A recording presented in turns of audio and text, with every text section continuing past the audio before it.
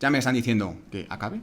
Así que vamos a presentar al conferenciante de hoy. Yo creo que sobran las palabras para presentarle.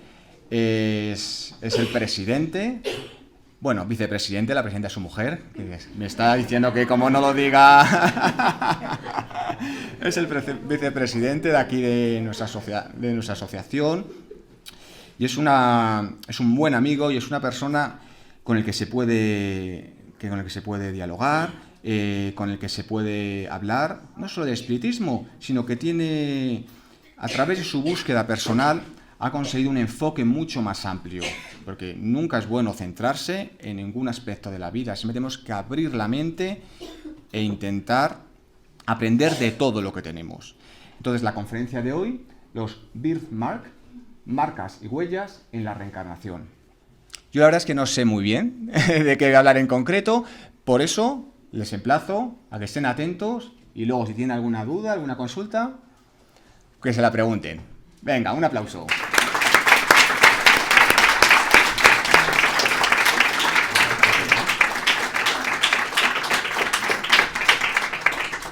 Bueno, así da gusto tener amigos, ¿verdad? Bueno, pues ante todo muchas gracias por estar aquí en esta tarde con lo que está cayendo y sobre todo por acompañarnos en este tema que posiblemente muchos han oído, pero que no saben lo que significa.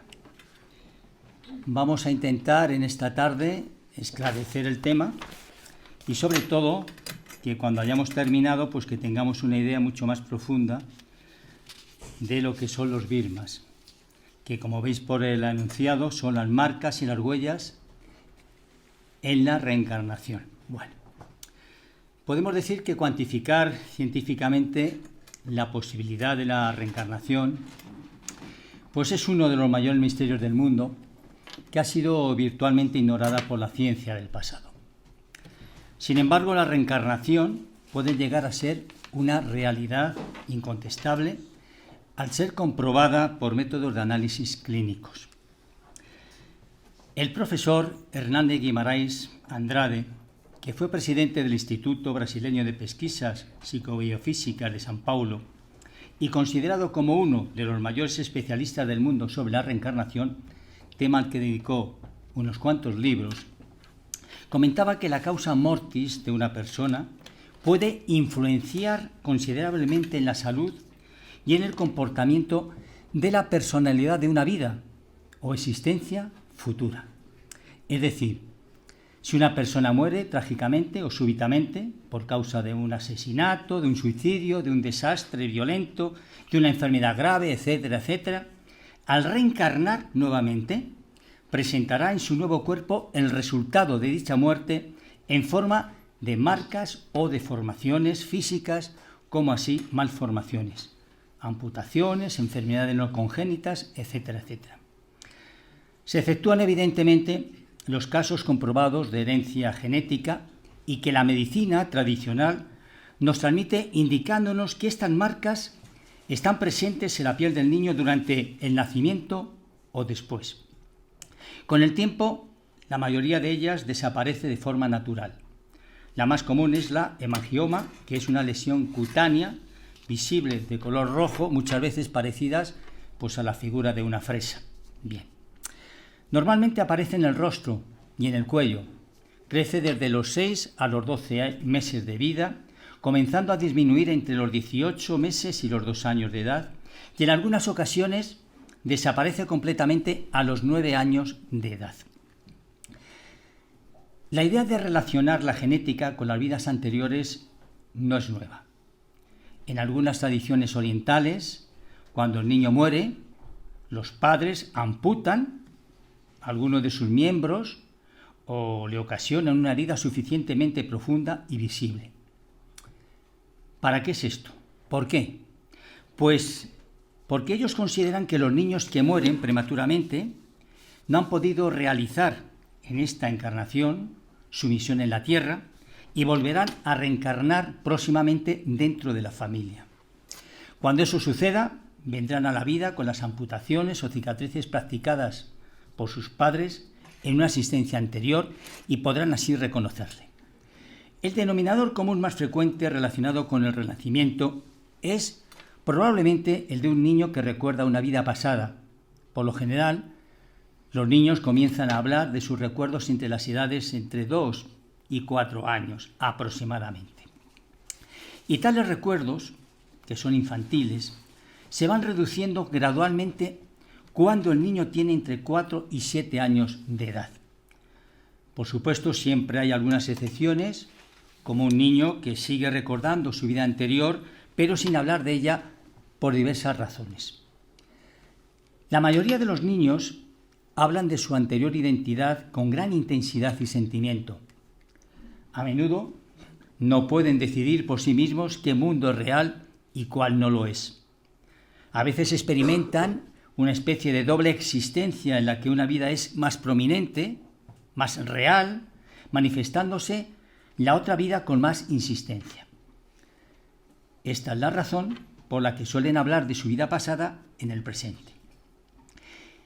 Pero tales niños tienden a considerar a sus padres anteriores como sus verdaderos padres y no como los actuales, y generalmente expresan el deseo de regresar con ellos, es decir, regresar con sus padres anteriores. Cuando la familia anterior ha sido encontrada y los detalles sobre la persona en esa vida pasada han salido a la luz, entonces su noble comportamiento o lo contrario del niño se está haciendo evidente en la criatura. Por ejemplo, si el niño nace en la India de una familia muy baja y era miembro anteriormente de una casta superior en su vida anterior, puede sentirse incómodo con su nueva familia. La verdad es que casi nada se sabe acerca de por qué las marcas de nacimiento y defectos congénitos corresponden a heridas de personas fallecidas. Alrededor del 35% de los niños que afirman recordar vidas anteriores tienen marcas de nacimiento como estas que estamos viendo, o defectos que ellos atribuyen a las heridas de una persona cuya vida el niño recuerda. Investigando, las marcas de nacimiento eran por lo general de tipos raros. En el caso en que se identificó a una persona fallecida, cuyos detalles correspondían inequívocamente a las declaraciones del niño, se encontró casi siempre una correspondencia estrecha entre las marcas y defectos de nacimiento del niño y las heridas de la persona fallecida. En muchos de los casos investigados en los que se obtuvo un documento médico, generalmente un informe post-mortem, se confirmó la correspondencia entre heridas y marcas o defectos de nacimiento.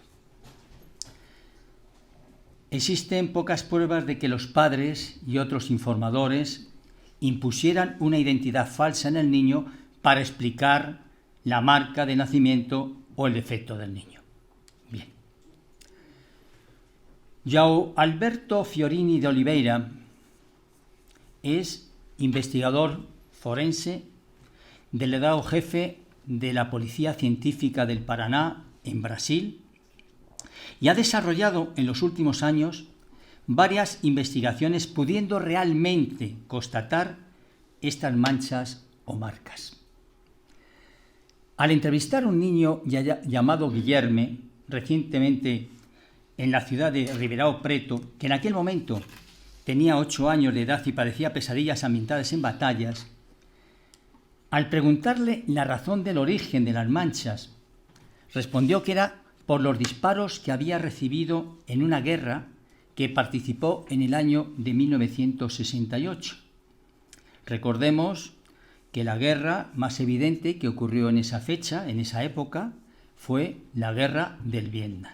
Pues bien, observando sus piernas desde varios ángulos, pudo darse cuenta que aquellas manchas caracterizaban los orificios de entrada y salida de proyectiles de armas de fuego, probablemente de origen militar, puesto que perforaron la pierna izquierda y poseían bordes más grandes, de 2 centímetros.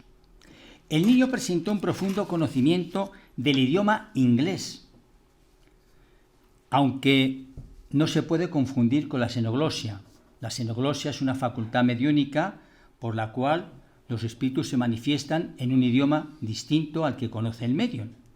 Bueno, él habló el idioma después de haberlo aprendido, es decir, que era imposible que fuese una manifestación mediúnica.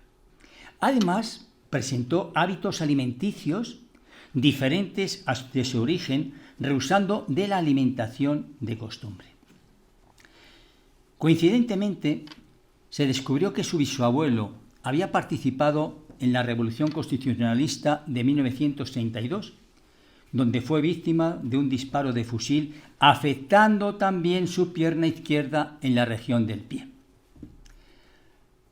Otro caso investigado por Fiorini de Oliveira fue el de un niño de Amasseló, estado de Alagoas, que sería en realidad la reencarnación de su propio abuelo. Las evidencias son significativas. Un abogado octogenario, fallecido, se apareció en los sueños de varios miembros de su familia, advirtiendo que retornaría como su propio nieto. Resulta que este abogado sufrió un accidente con 15 años de edad mientras participaba en una cacería. Al parecer, varios perdigones se alojaron en su mano izquierda. Todos ellos fueron extraídos quirúrgicamente, salvo uno, que quedó alojado en la junta del dedo pulgar izquierdo, generando una deformidad local. El abogado falleció en 1977 y se apareció en sueños a los miembros de la familia al menos en 2 ocasiones. Pasó el tiempo y en 1999 su nieto, que curiosamente presenta en la actualidad el mismo defecto, nace en el pulgar de su mano izquierda con una marca. Los familiares inquietos mandaron una fotocopia de sus huellas dactilares a Fiorini de Oliveira, quien descubrió algunas semejanzas asombrosas. En los Estados Unidos de América, desde finales del siglo XIX, existe un servicio de identificación de huellas dactilares que corresponden a más de 50 millones de personas identificadas que se empezaron a utilizar en la investigación policial. El patrón de las huellas no cambia nunca. Los especialistas en dactiloscopía saben que no hay 2 seres humanos con las mismas huellas dactilares. Tampoco pueden destruirse a menos que se produzca un grave daño en las capas más profundas de la epidermis. Fiorini empezó a interesarse en este asunto en el año 1999, cuando cayó en sus manos un trabajo realizado por Carlos Bernardo Loureiro, editado en 1935, en el que aludía a un caso comprobado de reencarnación en Recife, Pernambuco. Su protagonista era un niño que había fallecido 10 o 15 años atrás. Bernardo Loureiro, uno de los grandes estudiosos de la época, resolvió utilizar el método de las impresiones digitales para comprobar la relación entre el difunto y el presunto encarnado, y dio en el clavo. Fiorini sabía que era científicamente imposible que existieran 2 impresiones digitales idénticas. Y Fiorini de Oliveira comprobó que las huellas dactilares de personas que acreditaban recordar sus vidas anteriores presentaban inquietantes similitudes con la de los difuntos a los que ellos aludían. Dicho en otras palabras, al reencarnar en otro cuerpo, heredamos sus huellas dactilares. Y esto es gracias al perispíritu. Si estudiamos el perispíritu, sabremos que el perispíritu es el que conforma el nuevo cuerpo físico a través del desarrollo de sus células, empezando 1, 2, 4, 8, 16, 32, así hasta millones de células del perispíritu que imprime sobre el cuerpo físico nuevo que vamos a desarrollar. Nos comenta también que siempre que se da una repetición de impresiones digitales, una de las personas envueltas en el episodio ha fallecido. Nunca una huella se repite en personas vivas. ¿Es posible que nuestra información genética viaje de cuerpo en cuerpo, de existencia en existencia, sin la necesidad de un soporte celular? Para la policía norteamericana es tan solo una coincidencia, pero para Fiorini de Oliveira su opinión es distinta, porque nos dice: cuando el periodo entre las reencarnaciones es largo, las impresiones digitales acaban por sufrir la influencia genética de los padres del reencarnado, es decir, que se distancian. Pero si la reencarnación tiene lugar poco tiempo después de la muerte, las posibilidades del perispíritu de mantener las huellas digitales inalterablemente es bastante alta. Fiorini de Oliveira también estudió otros muchos casos de marcas y manchas de nacimiento, enfermedades de cáncer, víctimas de hachazos, víctimas de alcoholismo, desastres en vías públicas, envenenamientos, etcétera, etcétera. La medicina tradicional prevé un sinnúmero de casos con estas deformaciones, especialmente las genéticas y cromosómicas, que afectan el sistema nervioso, el sistema auditivo, ocular, el aparato circulatorio, el rostro, el cuello, etcétera, etcétera. Bien. Encontramos el caso Eduardo con una malformación congénita del corazón descrita científicamente como Q24, que nació con una fisura de 6 milímetros de diámetro en el ventrículo izquierdo del corazón. Según la medicina, este hecho podría ser explicado por la incompatibilidad consanguínea de sus progenitores, es decir, el tipo consanguíneo A negativo de la madre y el tipo consanguíneo del A positivo del padre. Sin embargo, en la investigación de Fiorini de Oliveira, Eduardo era la reencarnación de su propio abuelo, que había fallecido hacía 30 años a consecuencia de un disparo accidental de una pistola de 6,35 milímetros, es decir, la bala que mató a su abuelo tenía exactamente el diámetro de 6,5, casi el mismo diámetro de la fisura encontrada en su corazón cuando tenía 1 año y 6 meses de edad. Digamos que actualmente Eduardo, que tiene 15 años de edad, vive maravillosamente bien en la ciudad de Avaré, después de haberse sometido a una cirugía del corazón en el prestigioso Hospital del Corazón de la ciudad de Sao Paulo. Bueno, no podíamos dejar de hablar de Ian Stevenson. El psiquiatra Ian Stevenson, fundador y director de la Facultad de Psiquiatría de la Universidad de Virginia, una de las pocas universidades que realizan estudios paranormales, ha sido uno de los profesionales más respetados en el mundo. Él se hizo internacionalmente conocido por sus investigaciones sobre la reencarnación a lo largo de un periodo de 40 años, viajando por varios países, como por ejemplo la India, Tailandia, Sri Lanka, Turquía, el Líbano, etcétera, etcétera. Bien. Comenzó en 1960. Él aprendió de un caso en Sri Lanka donde un niño divulgó al evocar una vida pasada. Stevenson cuestionó a fondo al niño y a los padres, incluyendo a la gente que el niño decía que fueron sus padres anteriores.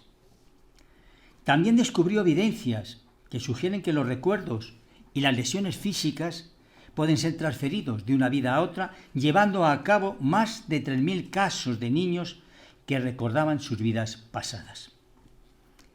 En varios casos recopiló testimonios y registros médicos relacionados con las marcas de nacimiento y deformaciones congénitas que parecían corresponder al tipo de muerte descrito por los niños y registradas en las autoridades por las autopsias de las personas que decían ser. Su meticulosa investigación mostró las evidencias de que tales niños tenían habilidades, enfermedades, fobias y tendencias que no podían ser explicadas por el ambiente o por la herencia. Entre estos casos verificó que en esos países determinados criminales que practican o que practicaban delitos de hurto y de robos, tanto sus dedos y hasta a veces las manos les eran amputadas, contando con el apoyo de la propia justicia local.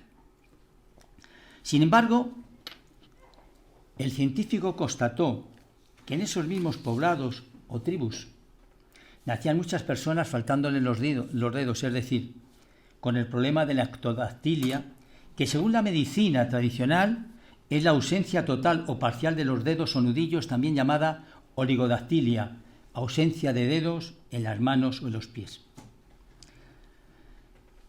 Son frecuentes los sucesos de sueños proféticos. Por ejemplo, alguien que ha muerto se aparece a una mujer embarazada o a uno embarazada y le dice que él o ella renacerá en ella.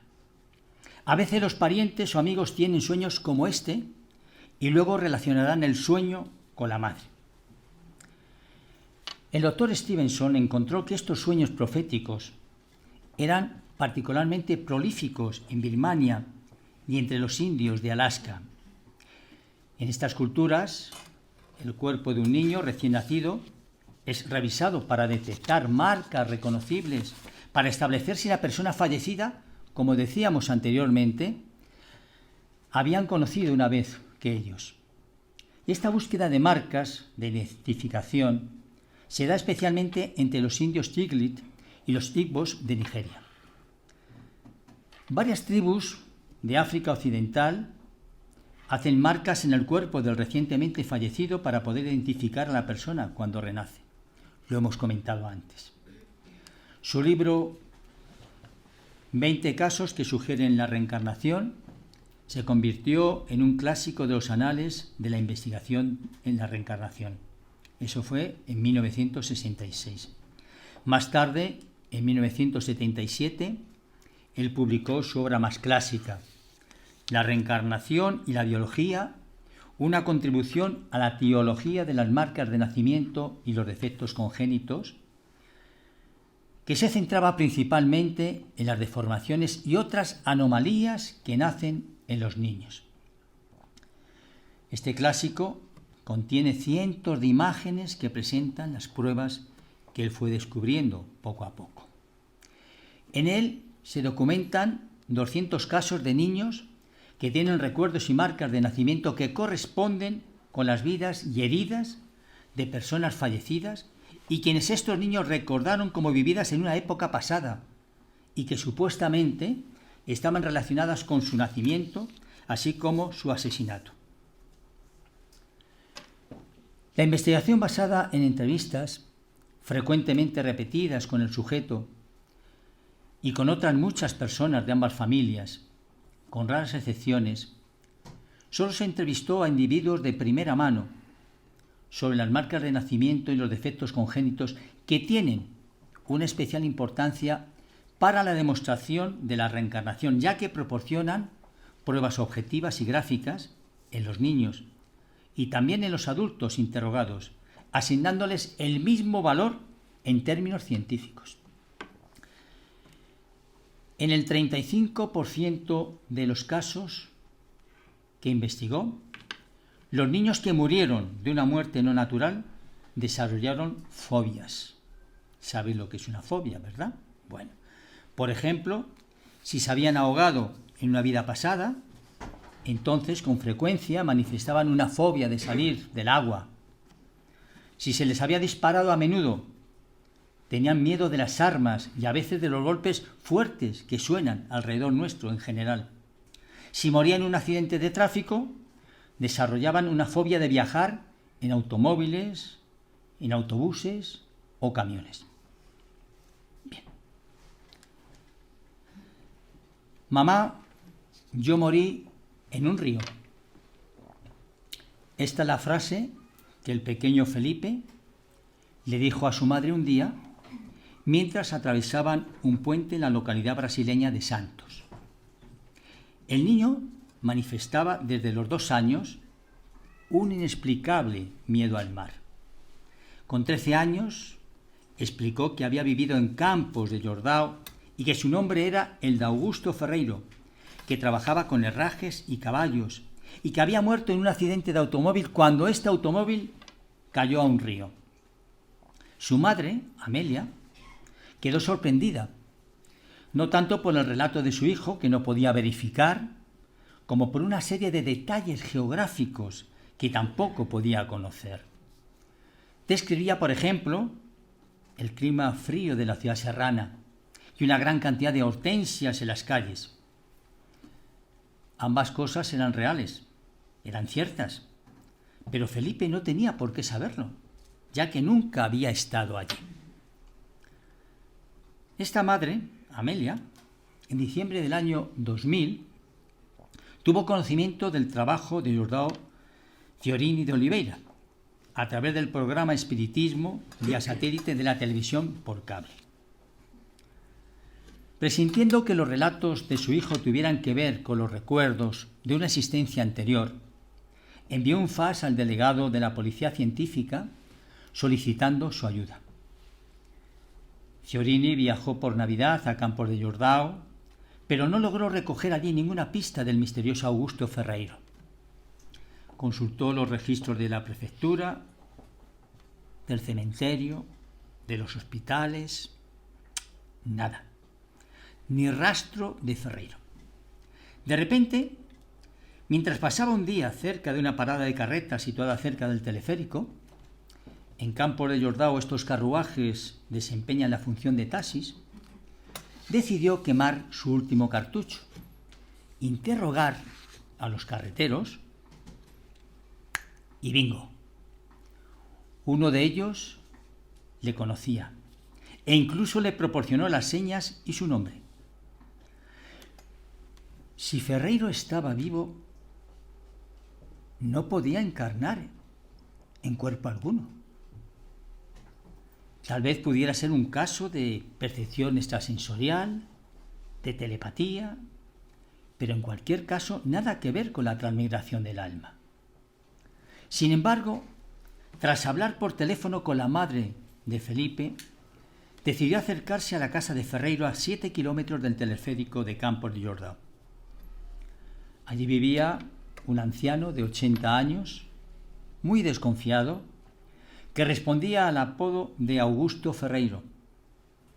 Su verdadero nombre, sin embargo, era José Changas, aunque nadie le conocía por esa entidad. El anciano le explicó que recibió el sobrenombre de Ferreiro, que en castellano significa herrero, cuando empezó a trabajar con herraduras, caballos y carretas.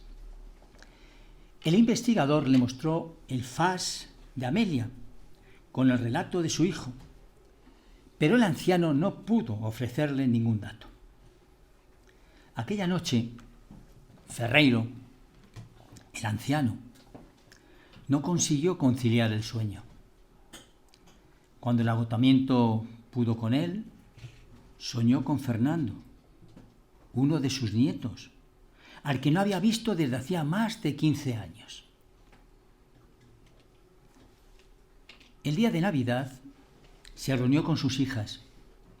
Les contó la visita del extraño personaje que buscaba datos sobre su niño ahogado y la aparición en sueños de Fernando. Su hija, Cidiña, palideció. Le contó que Fernando, su nieto, había fallecido hacía varios años, ahogado en el río Boi, en Uberaba, en un puente que el propio Augusto había ayudado a construir. Lamentablemente, Fiorini no ha conseguido comparar las huellas digitales de ambos, pero está convencido que si hallara algún documento en el que figuraran estas, serían idénticas a las de Felipe.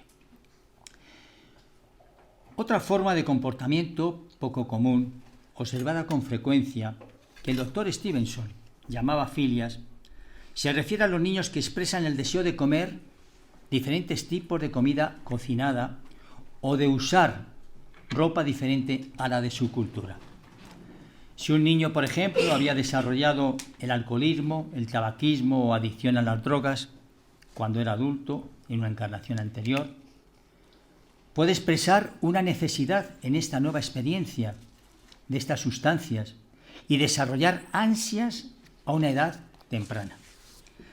Muchos de estos niños con recuerdos de vidas pasadas muestran habilidades o talentos que tuvieron en sus vidas anteriores. Encontramos en el libro Recuerdos del alma, del matrimonio norteamericano Bruce y Andrea Leininger, la verdadera historia del niño que recordaba su vida pasada como piloto de la Segunda Guerra Mundial. Los padres de James Leininger quedaron absolutamente desconcertados y sobrecogidos cuando su hijo de apenas 2 años de edad comenzó a tener vividas pesadillas y a gritar en sueños frases tan escalofriantes e incoherentes como «avión en llamas» o «el hombre no puede salir». Decididos a comprender lo que estaba sucediendo a su hijo, Bruce y Andrea emprendieron un viaje revelador que los sacudió hasta lo más profundo. Cuanto más investigaban, más atraídos se sentían por los comentarios enigmáticos y los recuerdos fragmentados de James, que les condujeron a una conclusión impactante. Su pequeño hijo estaba reviviendo la vida de James Houston, un piloto de combate de la Segunda Guerra Mundial que murió en la batalla de Iwo Jima hacía más de 60 años. En esta emocionante obra que os recomendamos, asistimos atónitos a la minuciosa investigación de unos padres que se ven obligados a enfrentar su escepticismo y replantearse su sistema de creencias para poder entender y ayudar a su hijo. La investigación se centró en las conversaciones esclarecedoras con familiares y veteranos de guerra que fueron compañeros del piloto James Houston. Carol Biulman, escritora, conferenciante y terapéutica estadounidense, conocida por su trabajo de casos de reencarnación, en especial los relacionados con niños pequeños, durante más de 20 años, a la cual tuvimos el honor de presentarla en el Congreso Internacional celebrado en Valencia en el año 2010, nos dice que la historia de James Leininger es el caso más impresionante de recuerdos infantiles de vidas pasadas que he conocido. Es extraordinario porque James recuerda nombres y lugares de su vida anterior que nos llevan a personas e incidentes reales, a hechos que pueden comprobarse fácilmente. Incluso se le ha llegado a reunir con algunas de las personas que lo conocieron cuando era piloto de la Segunda Guerra Mundial. Creo, dice Carol Biulman, que esta es la historia que finalmente abrirá la mente de los occidentales escépticos a la realidad de que hay niños, sí, de que hay niños que recuerdan sus vidas pasadas. Los niños que pretenden recordar vidas pasadas han sido encontrados en todas las partes del mundo, nos dice el doctor Stevenson, pero se encuentran más fácilmente en Asia, en el sur de Asia. Típicamente tal niño comienza a hablar de su vida anterior casi tan pronto como puede hablar, entre las edades, como hemos dicho antes, de 2 a de 4 años. Y deja de hacerlo entre los 5 y los 7. Aunque hay niños que hacen solamente declaraciones vagas, hay otros que dan detalles de nombres, de eventos, que permiten identificar a una persona cuya vida o muerte corresponde a las declaraciones del niño. En algunos casos, la persona identificada ya es conocida por la familia del niño, pero en muchos casos no es así. Además de hacer declaraciones verificables sobre una persona fallecida, muchos de los niños muestran comportamientos como una fobia que hemos explicado antes, que es inusual en su familia, pero que corresponde con el comportamiento mostrado por la persona fallecida. En la imagen que vemos aquí, que muestra el lado derecho de la cabeza de un niño turco, con una oreja disminuida y mal formada, también tenía el subdesarrollo del lado derecho de su cara. Y él dijo que recordaba la vida de un hombre al que le habían disparado con una escopeta al alcance de la mano. El herido fue conducido a un hospital donde murió 6 horas después de las lesiones en el cerebro causadas por un disparo que había penetrado en el lado derecho. Stevenson obtuvo una copia del registro del hospital. Otro de los casos es el de un niño de la India que mostraba los dedos casi ausentes congénitamente, que dijo recordar la vida de otro niño que había metido la mano derecha en las hojas de una máquina desmenuzadora y perdió los dedos. Una niña birmana que mostraba la ausencia congénita de la pierna. Dijo recordar también la vida de una muchacha que fue atropellada por un tren. Los testigos dijeron que el tren cortó primero la pierna derecha de la niña, antes de recorrer sobre el tronco de ella. Debido a que la mayoría, pero no todos de estos casos, se desarrollan entre personas que creen en la reencarnación, debemos esperar que los informadores de los casos los interpretarían como ejemplos de acuerdo con sus creencias, y lo hacen generalmente. Sin embargo, es necesario que los científicos piensen en otras explicaciones alternativas. La explicación más obvia de estos casos atribuye la marca de nacimiento o defecto de nacimiento del niño al azar. Y los informes de las declaraciones del niño y el comportamiento inusual entonces se convierten en una ficción paterna destinada a explicar la marca o defecto del nacimiento, creencia aceptada en la reencarnación. Bien. El argumento del azar como responsable de la correspondencia entre las marcas de nacimiento y las heridas se reduce mucho cuando el niño tiene 2 o más marcas de nacimiento, cada una correspondiente a una herida de una persona fallecida cuya vida él pretende recordar. El niño tailandés, que tenía la parte trasera de la cabeza con una anormalidad muy marcada, recordaba la vida de su tío, que había sido golpeado en la cabeza con un cuchillo pesado y matado casi al instante. El sujeto también tenía una uña deformada del dedo gordo de su pie derecho. Esto correspondía a una infección crónica del mismo dedo del pie que el tío del sujeto había sufrido durante algunos años antes de morir. En muchos de los casos presentados por el doctor Stevenson, también hay documentos médicos disponibles como pruebas adicionales que se conservan generalmente después de la muerte de la persona. El doctor Stevenson añade que en los casos que investigó y resolvió, en los que estaba presente las marcas de nacimiento y las deformaciones como las que hemos visto antes, no suponía que hubiera otra explicación pertinente que la reencarnación. Solo del 30% al 60% de estas deformaciones pueden atribuirse a defectos congénitos, relaciones con factores genéticos, infecciones virales o causas químicas, como los encontrados en niños dañados por el fármaco talidomida o el alcohol. Aparte de estas causas demostrables, la profesión médica no tiene otra explicación para el otro 40 a 70% de los casos que el mero azar. Stevenson ha tenido éxito en darnos una explicación de por qué una persona nace con estas deformidades y por qué aparecen precisamente en esta parte del cuerpo y no en otra. Hay, sin embargo, importantes objeciones a esta explicación.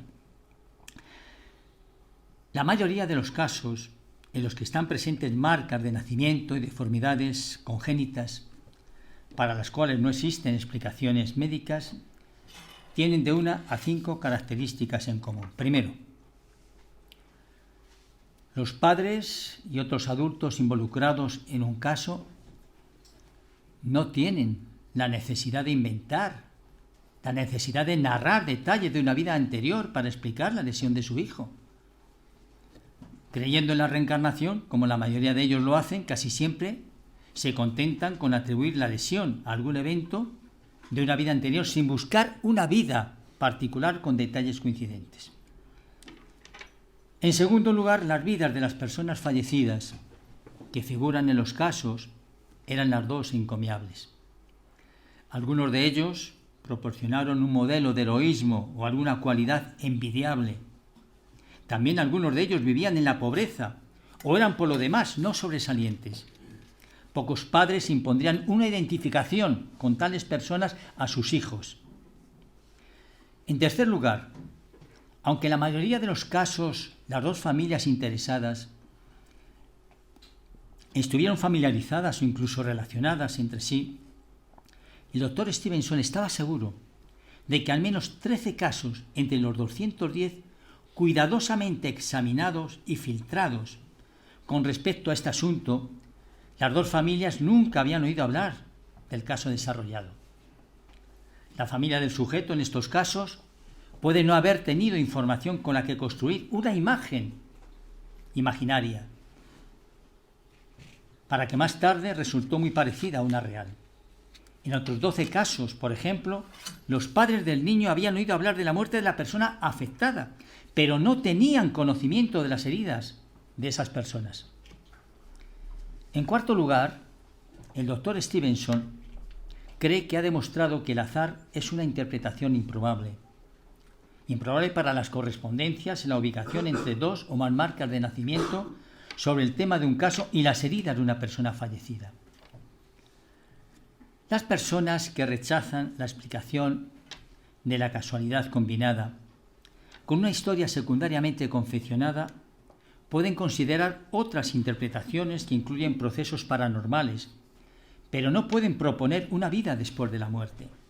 Una de ellas supone que la marca de nacimiento o defecto se produce por casualidad y el sujeto entonces por telepatía aprende sobre una persona fallecida que tuvo una lesión similar y desarrolla una identificación con esa persona. Bueno. En quinto lugar, los niños sujetos de estos casos, sin embargo, nunca muestran los poderes paranormales de la magnitud requerida para explicar los recuerdos aparentes en contextos fuera de los recuerdos aparentes. Muchas personas, incluyendo escépticos y académicos, están de acuerdo en que los casos presentados por el doctor Stevenson ofrecen la mejor evidencia para la reencarnación. No es nuestro propósito en esta tarde imponer una interpretación de los casos referidos. Tan solo hemos deseado transmitirlos para que sirvan de estímulo y examinen todo cuanto hemos detallado. Aquellas personas que conocen naturalmente por el estudio de la doctrina espírita las leyes divinas y recuerdan entre ellas la ley del olvido, se pueden plantear esta ley, la ley del olvido, que nos hace olvidar nuestro pasado en la reencarnación actual. Pero hemos de saber también que los niños acaban de llegar del mundo mayor y que tienen muy recientes sus vidas anteriores. El escritor, novelista y ensayista francés Stendhal, seudónimo de Henry Bale, considerado como uno de los literatos más importantes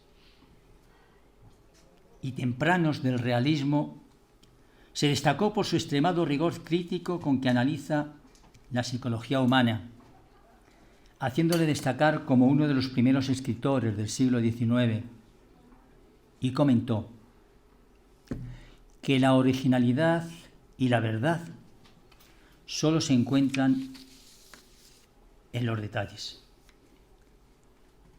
En este caso, son los detalles que hemos transmitido para todos ustedes, constatados científicamente, y que la doctrina espírita, en uno de sus principios fundamentales, nos la ofrece como es el caso de la reencarnación. Muchas gracias a todos.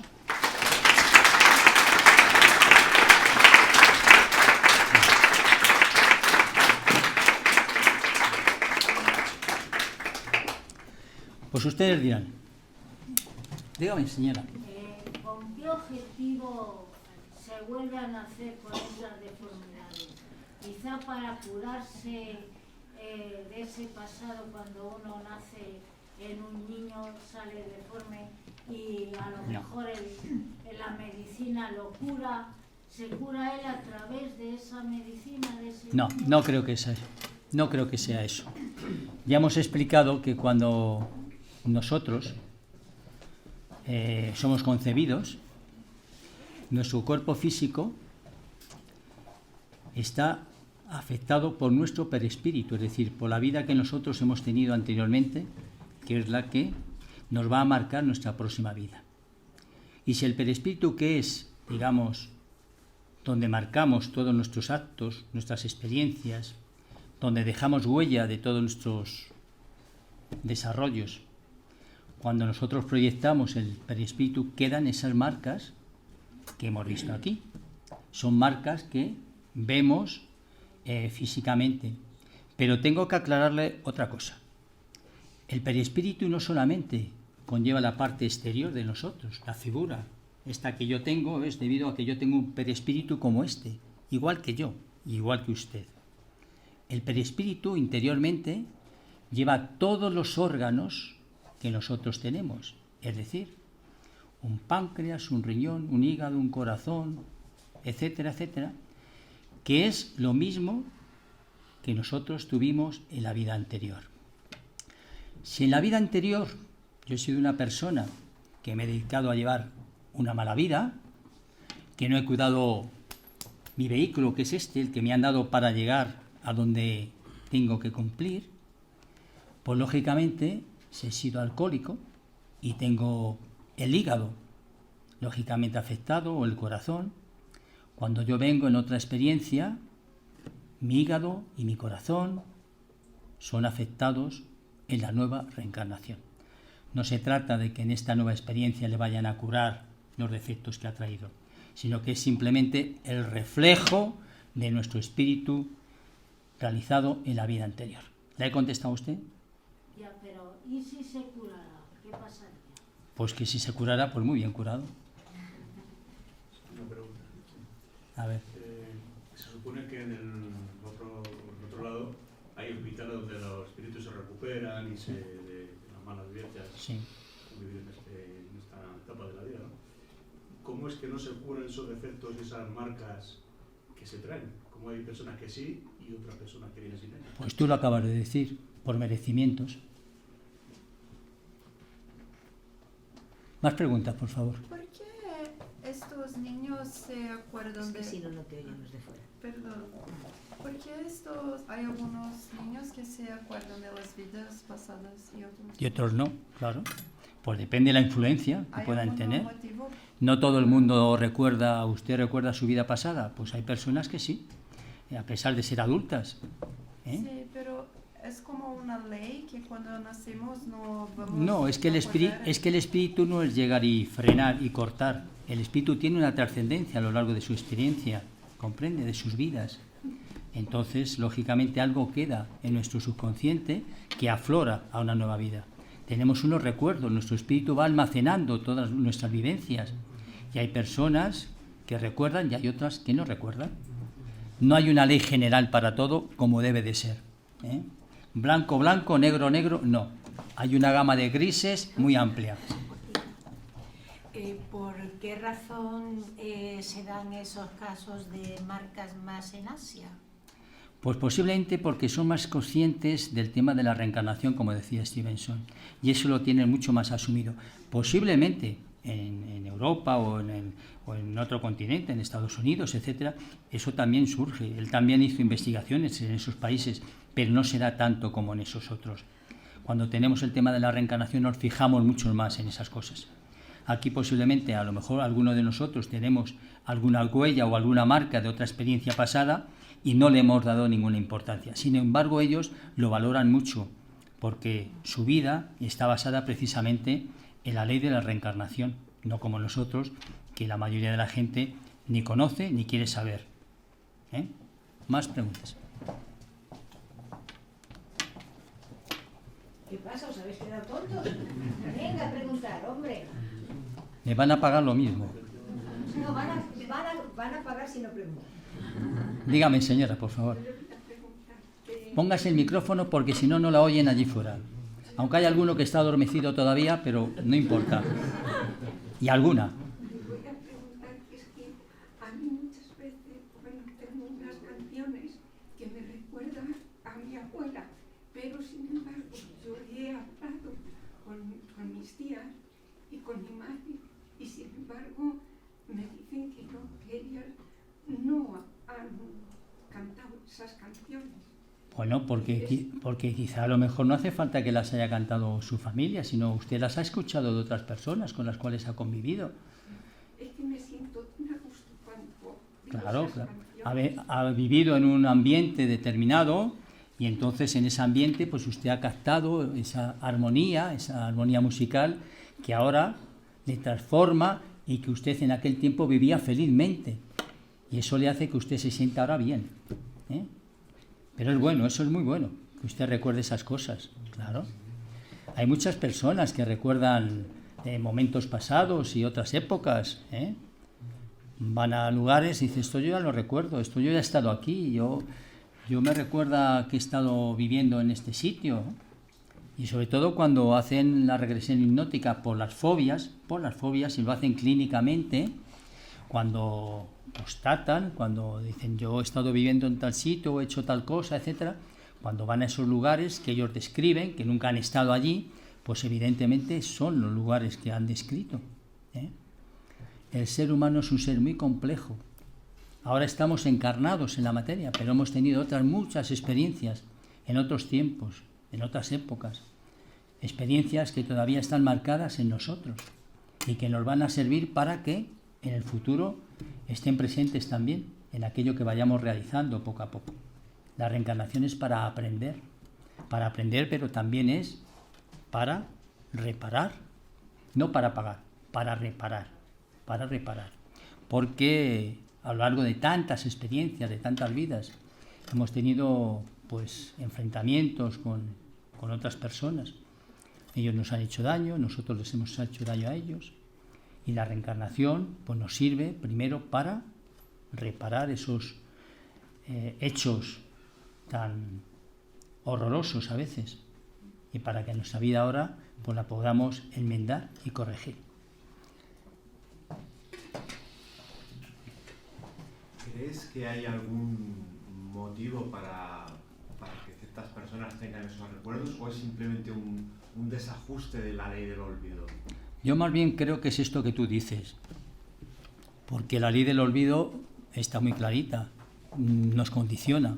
Si nosotros recordamos cosas, como hemos visto en el caso de estos niños, inclusive en el libro que os he recomendado a todos, ¿no? Recuerdos del alma, etcétera, esta familia, esta criatura vivía de una forma que no era un vivir, porque durante todas las noches el niño tenía pesadillas y daba gritos y chillaba y la madre le amparaba y el padre pues exactamente igual, ¿no?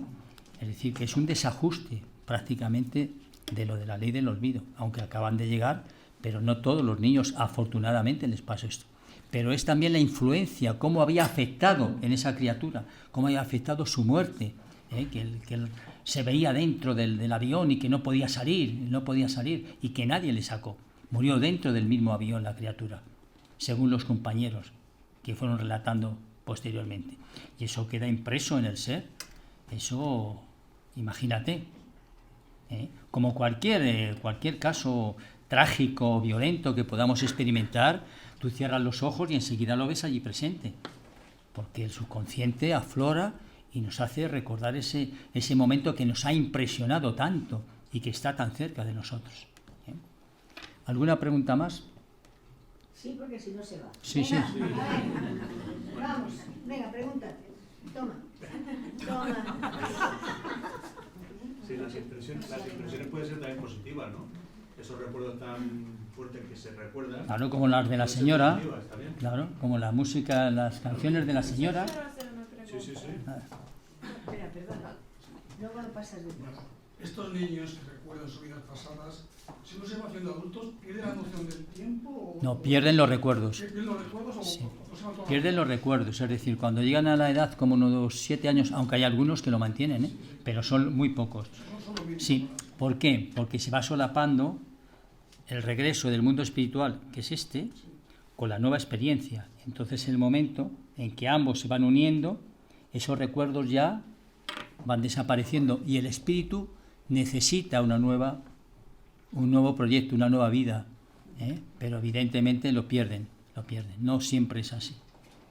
Sí. Y puede ser que forme parte de su misión de vida el recordar, digamos, para abrir para una mayor apertura de conciencia de las demás personas respecto a la reencarnación, para que... Hombre, puede considerarse así, pero yo creo que... Con ese Ya. plan de recordar... Ya, sí, lo que ocurre es que habrá niños que recordarán eso, que no serán instrumentos para nada, que lo recordarán en sus familias. Hemos destacado y hemos comentado casos concretos que han sido investigados, pero ¿cuántos habrá que no habrán sido investigados y que también han tenido esas experiencias? Claro, pero sí, lo que es positivo es lo que sacamos en consecuencia, ¿no?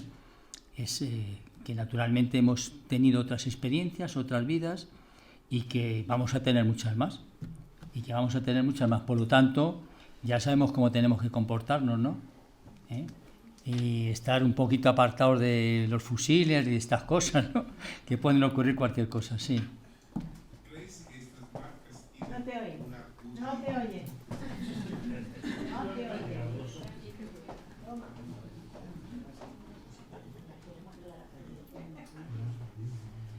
¿Crees que estas marcas tienen alguna utilidad, aunque nosotros no entendamos la razón? Porque si no, ¿para qué?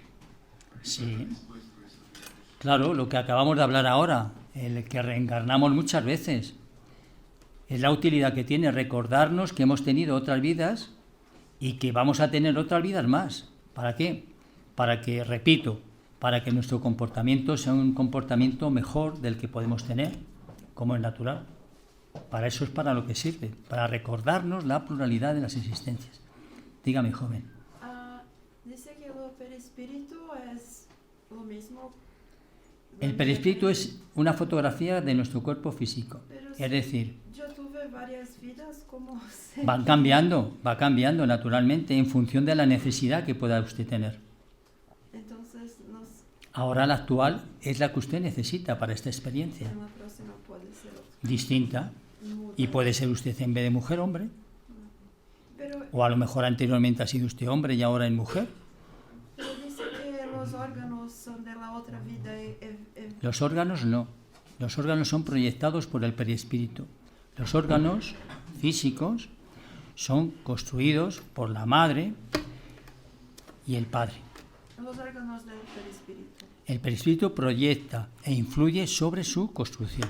Es decir, cuando nosotros somos creados, cuando somos fecundados, se juntan la parte positiva de la madre, la parte positiva del padre y también el modelo del perispíritu. Todas aquellas cosas.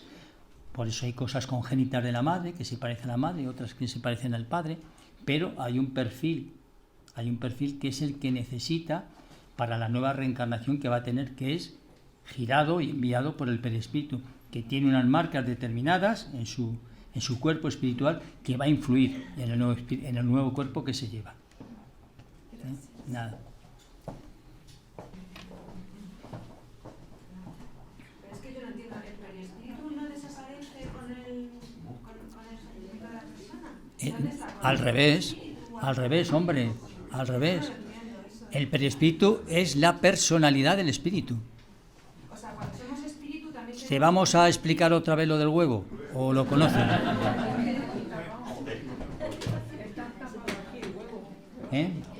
¿Explicamos lo del huevo? Te voy a explicar. Tú cogemos un huevo y lo cocemos, ¿vale? Para que quede cada cosa en su sitio. En el centro que tenemos la yema, ¿vale? La yema es el espíritu, ¿vale? Alrededor está la clara. La clara es el perispíritu y la carcasa es el cuerpo físico. La yema, a través de la clara, proyecta a la cáscara. ¿Me vas entendiendo? Es decir, todos los sentimientos, todas las virtudes, todos los errores, todas aquellas cuestiones que son propias de nuestro ser, que es la matriz que es la yema, es proyectada a nuestro cuerpo físico a través de la clara. Y en el otro lado también. En el otro lado, cuando nosotros hemos perdido la cáscara, cuando tú quitas la cáscara, ¿qué queda? La clara, que es el perispíritu, con la yema. Ha desaparecido la parte física, pero el perispíritu es la imagen que nosotros teníamos antes de la última reencarnación. Y es la que sirve para cuando se presentan los espíritus que nosotros les podamos reconocer, tanto en los sueños como en las materializaciones, con las proyecciones, con todo aquello. Si no es así, ¿quién podría ser? Aunque a veces pueden tener la facultad de cambiar su fisonomía a voluntad, para que le puedan reconocer por un hecho determinado. Dime, Dani. Sí, mira, hace solamente un par de noches estaba hablando con alguien sobre el tema de la reencarnación, anticipando tu charla de esta tarde. Y hablábamos de eso, de que algunas personas, la mayoría no recuerdan, pero algunas sí recuerdan, pueden recordar sus vidas pasadas. Y realmente no se me había ocurrido esta explicación, que puede ser un desajuste de la ley del olvido, porque del déjà vu, por ejemplo, el ya visto, hay una teoría que sí, que puede ser un desajuste mínimo neuronal que provoca esa sensación. O sea, bueno, eso porque es un fogonazo. Sí, es un desajuste de un nanosegundo. Entonces, cuando uno dice, yo estuve aquí, estoy recordando eso, sí, lo está recordando el cerebro de un nanosegundo atrás. Eso puede ser una explicación, pero yo, digamos, acepto... El cerebro porque se lo proyecta al espíritu. Pero yo acepto que eso puede ser porque es un fallo físico. Ahora, el fallo de la ley del olvido se me hace un poco más difícil de aceptar porque se supone que en esos niveles, no, en esa estructura de leyes sagradas, divinas, no puede o no debería haber fallos. No, pero a veces es conveniente que eso ocurra. Ah, entonces es un fallo provocado. No es, finalmente no es un fallo. Claro. Hay una razón detrás de ese que es supuesto, conveniente que de ese supuesto porque desajuste. como muy bien decíamos antes, Claro. Es un motivo. ¿Para qué sirve todo esto? Pues es un motivo para asentar precisamente la ley de la reencarnación, Sí. como es lógico. No, bueno, esta, digamos, segunda parte de la aplicación del desajuste tiene mucho sentido. Vale, muy bien. ¿Más preguntas? Más preguntas que saco la mariquita, ¿eh? Si se pone usted el micrófono más cerca, se lo agradecemos mucho. Ah, bueno. Referente a la misma pregunta que le hice, Sí. pues es que yo encontré luego un libro que iba la canción Ah, y luego era el nombre María y a mí me dio mucha impresión y me alegré bastante en saber que era María. bueno. Y María era mi abuela. Ah. Y por eso yo preguntaba. Y sus familiares no lo reconocieron. No dicen que no saben nada de esas canciones, pero a mí ahora mismo se me está poniendo el cuerpo de gallina. Estupendo, pues muy bien. Pues quiere decir que lo que usted recordaba y lo que usted piensa, pues está muy cerca de la realidad, como es natural. Si no, no sentiría usted lo que siente. Es que no sé por qué vine a encontrar ese libro y tenía las canciones. Usted sabe que la casualidad no existe, existe la causalidad. Y si usted encontró ese libro fue precisamente para confirmar y ratificar ese pensamiento que usted tenía. No obstante, usted tuvo varias abuelas, tendría dos. Entonces, a lo mejor una no, pero a lo mejor la otra sí que podía ser. Pues también podía ser porque Claro. otra abuela murió cuando tenía 40 años. Claro, que podía haber sido esa también, ¿no? Muy bien. ¿Alguna pregunta más por aquí? Gracias. De nada, Nique. Terminamos. Se finí. ¿Ya? Dale la mariquita, que van a echar dinero por la... Bueno, pues muchísimas gracias a todos por esta tarde.